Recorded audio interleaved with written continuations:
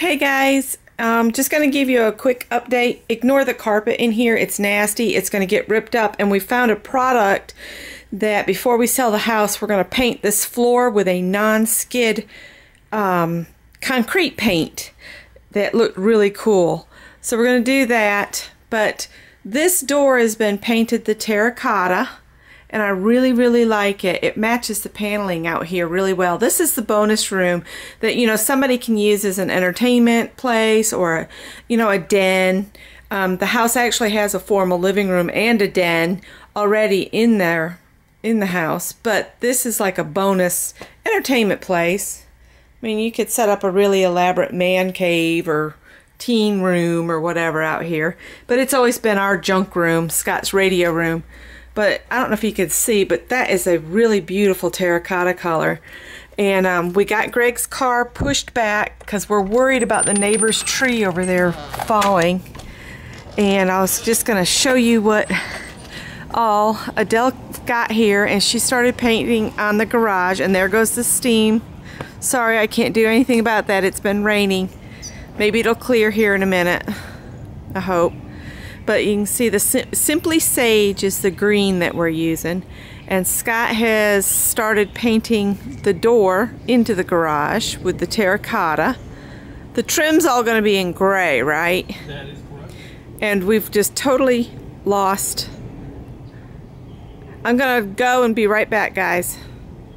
There we go. I got it settled square here. So now you can see the Simply Sage. Hopefully it'll stay clear for at least a few minutes. And that terracotta color will go on the doors just like he's painting that door. And he's got some work to do around the door.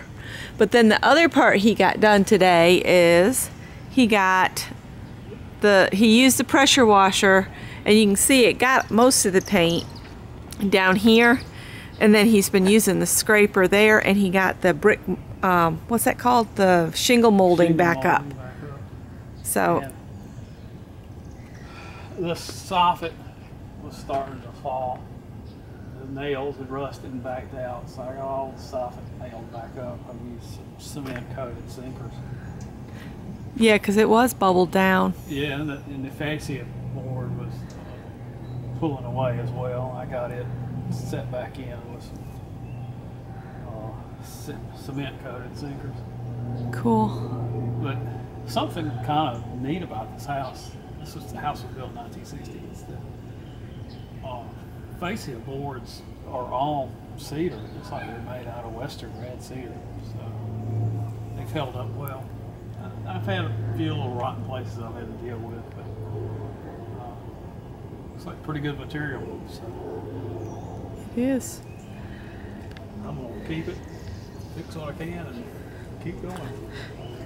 And while Adele worked on the garage some and the door some, Scott worked on that. What's that called? Soffit? Soffit. And I painted on the shed down here. Awesome. I just can't believe how good that looks. Watch for poo. Uh-oh. I'm not stepping on it.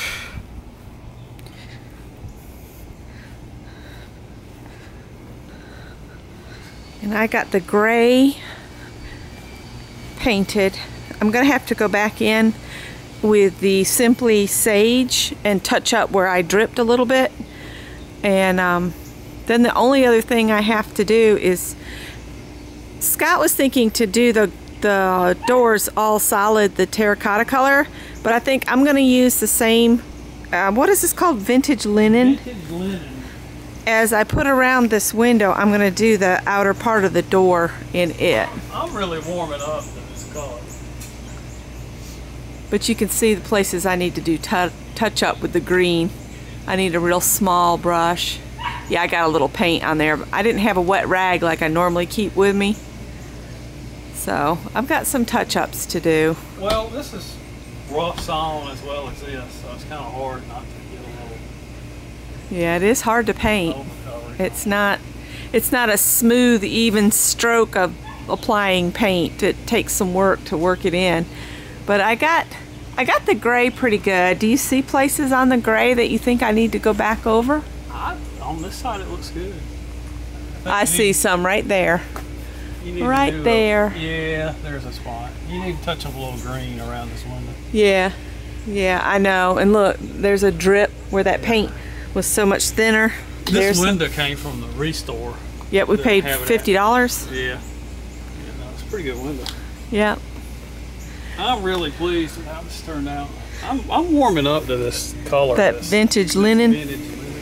Yep, and I got way up there today. Scott helped me set up the taller ladder so I could get up there safely. And I'm just looking to see. You can see where I've got to touch up with green up under there. Yeah, it'll be good. But the shed's coming along. There's a spot I missed. Yep. I'm going to need to go back over it. There's a big storm system. Here comes Amelia. Say hello, everybody. She says, I'm just happy y'all are out there. Let's ask our viewers about this. At first, I thought do all of the door in terracotta.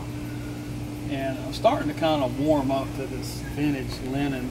Maybe do the framing, outside framing of the door in the vintage linen color. But, yeah, I was going to do all of the boards that are white right now. I was going to do in the vintage linen. This is where I cleaned my brush off. yeah. So do y'all like that? We're asking for an opinion. Do you like the vintage linen, or do you think it would look better to just do the doors solid terracotta? Leave a comment. Give us some feedback. But I still have some touch up to do. The sun was starting to get in my eyeballs at one point, so yeah, the sleep is going to get us. I wouldn't mind a thin hamburger from somewhere. Yeah, that's pretty good. Not McDonald's though. Ugh. Sorry guys, just don't care for Mickey D's. But I was going to walk up here and show them this. Ooh, I got to get out here with a shovel and scoop poo. See, I still have this mound here to go. And you can see that wisteria is all the way over here. I don't know what we're going to do to get rid of it, but I've started to cut back on the Japanese yew. And if you look real close, look what I uncovered in there. There's a huge nest. It's an old nest in there. What about that? Look at all the stuff in it. I know, there's like a wrapper and sticks. That looks like kind of like a robin or a dove's nest.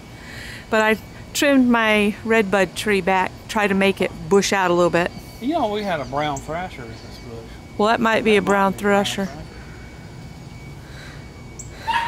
But I've been cutting where the Japanese yew or whatever what did I call it? Yeah, I guess so.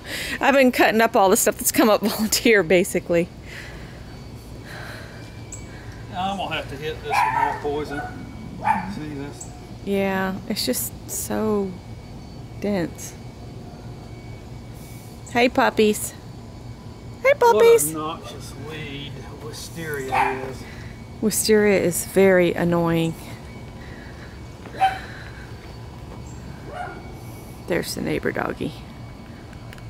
The neighbor's fence seems to have fallen into disrepair. Hey puppy. What you doing? Why don't you come say hi to Amelia? Come on. Hey boo boo. Come over here. Oh, woof yourself. Come on over here. He's like, no. I'm not very scary today. I don't have a hat on. I'm very scary to dogs when I have a hat on. Woof.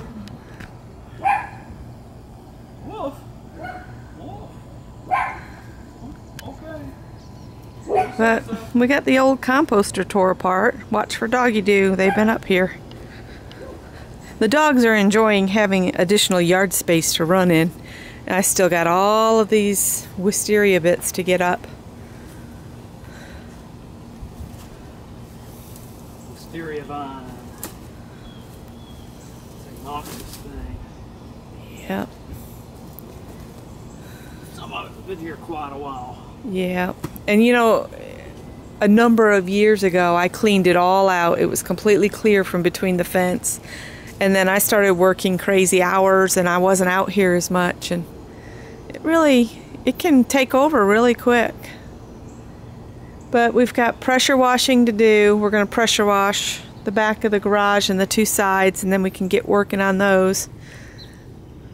I guess that's all we're going to share. This video is going to be longer than I thought it was going to be originally. Amelia shared. Yeah. Let's move away from the share that Amelia gave us. So that chestnut tree is just huge. I'm afraid it's going to be really heavy on that part where it got damaged, and one day we'll come out or come down and it'll be laying in the backyard. Because I'll show y'all what it is. That freaky storm that took Greg's truck out a couple years ago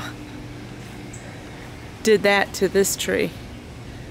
And it's just, it needs to come down, I think. That's just not safe. Alright, talk to y'all later. Bye. I forgot to tell y'all, we got a phone call from the transmission shop where Scott's car is. And guess what? Yep. We're going to be buying our second transmission rebuild in 1 year. Less than a year. I think I should get a preferred customer discount or something. I know. Buy one, get one free would be nice. Well, the shop in Greenville wanted $2,400. Yeah. All right.